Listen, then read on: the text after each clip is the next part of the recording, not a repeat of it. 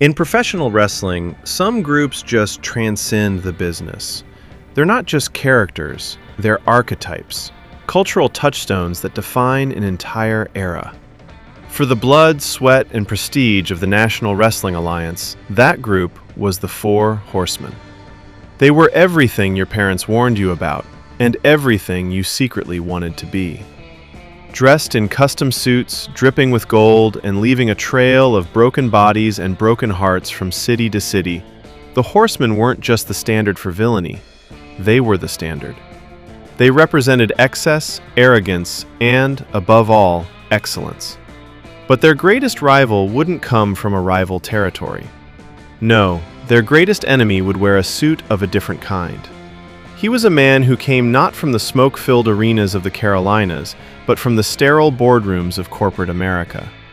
This is the story of how a television executive took the reins of World Championship Wrestling and, through a series of baffling creative decisions and a fundamental misunderstanding of his own product, effectively declared a culture war on its most legendary stable. This is the story of the man who tried to kill the Four Horsemen. To understand the war, you first have to understand the kingdom. In the mid-1980s, professional wrestling was a landscape of fiefdoms, territories each with its own king.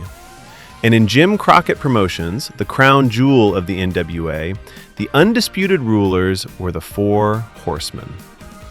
The original group was a perfect storm of talent and personality. You had Ole Anderson, the grizzled veteran, a brute who carried the legitimacy of the old school in his fists. You had Tully Blanchard, the cerebral, ruthless technician, a man as good in a 60-minute scientific classic as he was in a bloody parking lot brawl.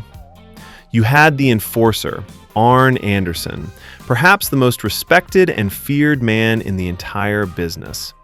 Arn was the group's lethal weapon, a master of in-ring psychology, whose spine buster was less a wrestling move and more a full stop to an opponent's momentum. And then there was the centerpiece, the nature boy, Ric Flair. Flair wasn't just a champion, he was an icon. The stylin', profilin', limousine-riding, jet-flying, kiss-stealing, wheelin' and dealin' son of a gun. He was the world heavyweight champion, the man who held the big gold belt, the single most important prize in the sport. The Horsemen existed for one reason, to keep that gold around Flair's waist by any means necessary. They traveled in a pack, ganged up on their opponents, and were the athletic version of corporate greed. Fans paid their hard-earned money in the hopes of seeing someone, anyone, finally shut them up. Their primary nemesis was the American Dream Dusty Rhodes, the son of a plumber, who was the perfect blue-collar foil to their champagne wishes and caviar dreams. That feud carried the NWA for years. They were more than a faction, they were an ecosystem. They defined the main event, created new stars by beating them down, and made every show feel important just by being on it. They were the personification of kayfabe, that sacred wrestling term for maintaining the illusion of reality. The Four Horsemen felt real, and in the gritty, violent world of the NWA, that was the only thing that mattered. In late 1988, Jim Crockett Promotions, hemorrhaging money despite its popularity, was sold to media mogul Ted Turner's company. The promotion was rebranded as World Championship Wrestling, or WCW. To run this new national wrestling venture, Turner Broadcasting brought in an outsider who started in early 1989, a man named Jim Herd. Now, Jim Herd was not a wrestling guy. His primary background was in television station management, most famously at KPLR-TV in St. Louis, which aired the popular Wrestling at the Chase. But the job that would forever be linked to his name was his time as a regional manager for a Pizza Hut franchisee. To the grizzled veterans and lifelong fans of the NWA, this was heresy. It was like putting a man who managed a fast food chain in charge of a 5-star restaurant. And almost immediately, the new chef wanted to change the menu. Herd inherited a product built on blood rivalries, athletic credibility, and a certain Southern grit. He looked at the competition, the World Wrestling Federation, and saw a different model. Bright colors, family-friendly characters, and larger-than-life gimmicks. He saw a path to success not by accentuating what made WCW unique, but by trying to imitate the WWF. He established a booking committee to help him with creative, a committee that included legends like Ric Flair, but ultimately, Herd had the final say. To his credit, Herd did modernize some parts of the presentation. He brought in better set decorations and more elaborate entrances. But these were cosmetic changes. The soul of the company, the very philosophy of how to present professional wrestling, was about to be put through a corporate blender. The clash with the Four Horsemen had begun, not with a declaration, but with a memo. The conflict between Jim Herd and the Four Horsemen was, at its core, a culture war. It was a clash between two fundamentally different views of what professional wrestling was and what it should be. The Horsemen represented a world where what happened in the ring was presented as a legitimate athletic contest. Feuds were based on jealousy, betrayal, and the primal desire for championship gold. Their promos were intense, their matches were violent, and their aura was one of genuine danger. They were a product built on star power and long-term, logical storytelling. Jim Herd, on the other hand, saw wrestling as a product to be standardized and marketed, much like a pizza. He believed that the appeal wasn't in the wrestlers themselves, but in the novelty of the characters he could create. He didn't see Ric Flair's multi-thousand-dollar robes as an investment in a top-tier star. He saw them as an unnecessary expense on the balance sheet. He looked at Flair's salary, the highest in the company, not as the cost of doing business with the industry's biggest draw, but as a liability. This philosophy manifested in a flood of creative ideas that have since become legendary for their absurdity. For the hardcore NWA fan base, who cherished the sport-like presentation, it felt like a deliberate insult. These weren't just bad ideas, they were a complete rejection of the wrestling they loved.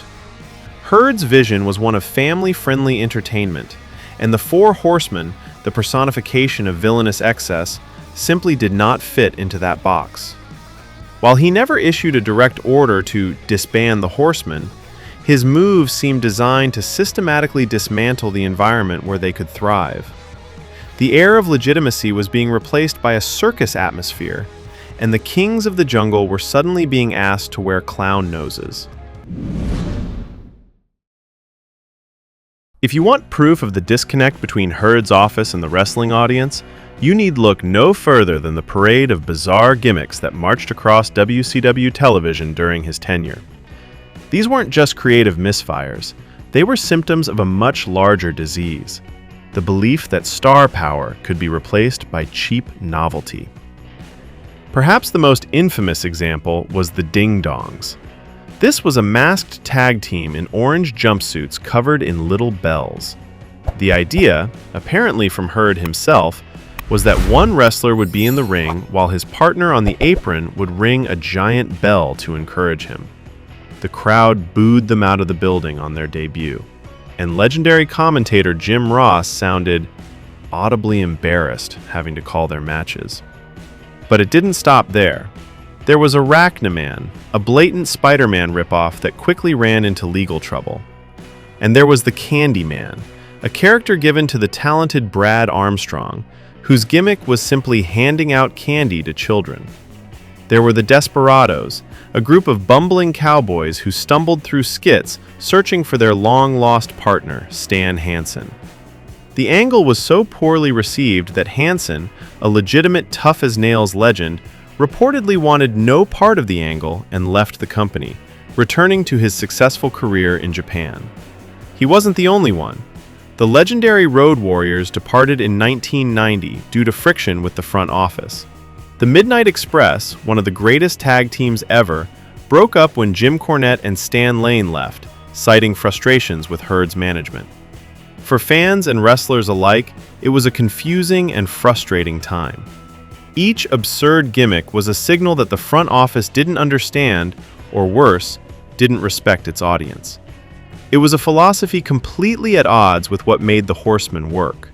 The Horsemen were built on an aura of legitimacy and superiority. How could that aura possibly survive in a world populated by bell ringers and hunchbacks? Of all the baffling creative decisions from the Jim Herd era, one stands above the rest as the perfect encapsulation of his clash with wrestling tradition.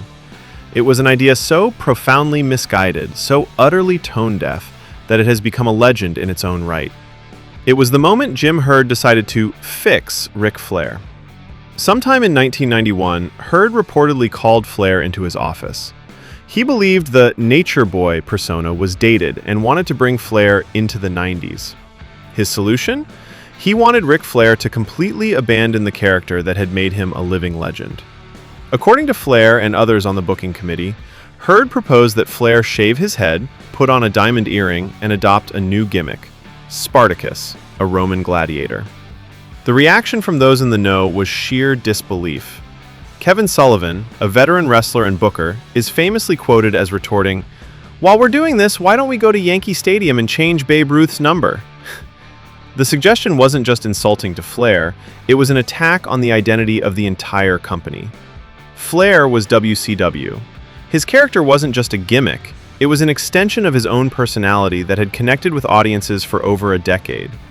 To Herd, a character was a disposable costume.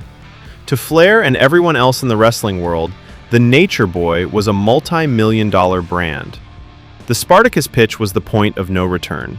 It was a clear signal that the man in charge had no comprehension of his biggest star's value. The tension had been simmering for years, but now it was about to boil over. The conflict wasn't a secret anymore, it was personal, and the final, decisive battle was just around the corner. The conflict between Jim Herd and Ric Flair finally reached its breaking point in the summer of 1991. The issue, as it so often is, was money. Flair's contract was up for renewal, and Herd wanted him to take a significant pay cut. According to Flair, Herd believed he was too old to be the face of the company and wanted to move him down the card. Flair, who was still the company's biggest draw and the reigning WCW World Heavyweight Champion, refused. The situation devolved into a bitter standoff. Herd demanded Flair drop the championship at the upcoming Great American Bash pay-per-view. Trust had eroded completely. Fearing Flair would hold him up for more money, Herd made a stunning decision. On July 1st, 1991, just 2 weeks before the pay-per-view, Jim Herd fired the reigning World Heavyweight Champion. The notice, as the legend goes, was delivered by fax. The unthinkable had happened. WCW had fired the face of its company. But there was another critical wrinkle. Back then, NWA champions were often required to put down a $25,000 deposit on the physical championship belt as security. When Herd fired Flair, he initially refused to return the deposit. So, Ric Flair, now a free agent, still had physical possession of the most prestigious championship belt in the industry, the big gold belt. He made a phone call to Vince McMahon. Soon after, the WCW World Heavyweight Championship began appearing on WWF television, with Bobby the Brain Heenan holding it up and proclaiming the arrival of the real world's champion. It was a public relations nightmare for WCW and the ultimate humiliation for Jim Herd. WCW events were drowned out by chants of "We want Flair." The Great American Bash, without its main event star, is now widely regarded as one of the worst pay-per-views in the company's history. With one move, Herd hadn't just fired a wrestler, he had decapitated his own company, sent its most valuable asset directly to his biggest competitor, and in the process, he had officially killed the Four Horsemen as they once were. The anchor was gone. The stable was adrift. With Ric Flair gone, the Four Horsemen were effectively dead.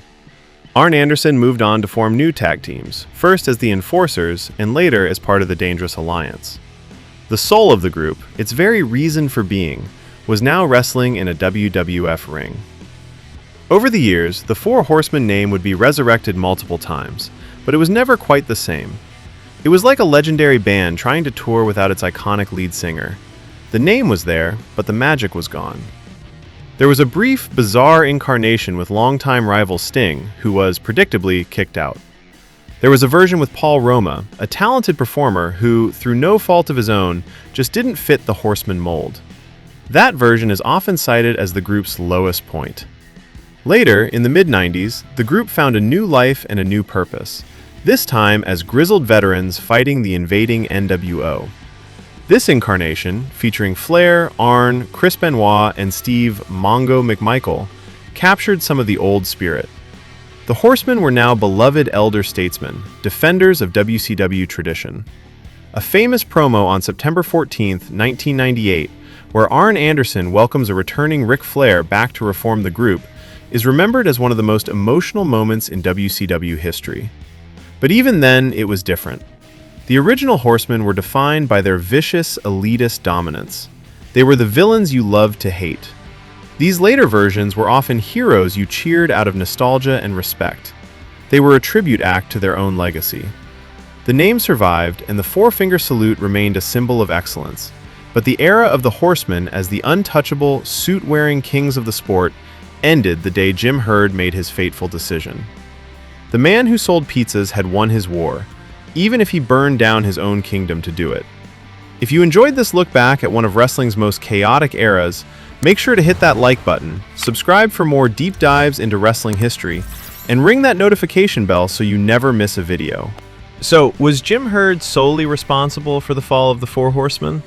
The answer, like most things in wrestling history, is complicated. He inherited a company that was already in a difficult financial position. He was operating under pressure from Turner Broadcasting executives who wanted a more family-friendly product. But it was his decisions, his philosophy, and his personal animosity towards Ric Flair that acted as the ultimate catalyst. Jim Herd's legacy is that of a cautionary tale. It's a story of what happens when corporate logic tries to override creative passion without understanding it. He didn't just mishandle Ric Flair, he mishandled the very concept of a star-driven business. He failed to understand that in wrestling, perception is reality, and the aura of a performer can be more valuable than any line on a spreadsheet. He didn't kill the Four Horsemen with a single blow. Instead, he systematically poisoned the environment they needed to survive. He replaced their world of prestige with a world of parody, their culture of excellence with a culture of absurdity. Jim Herd was forced to resign from WCW in early 1992, but the damage was done. He may not have been a wrestler, but he goes down in history as the man who scored the biggest pinfall of his career on wrestling's greatest villains.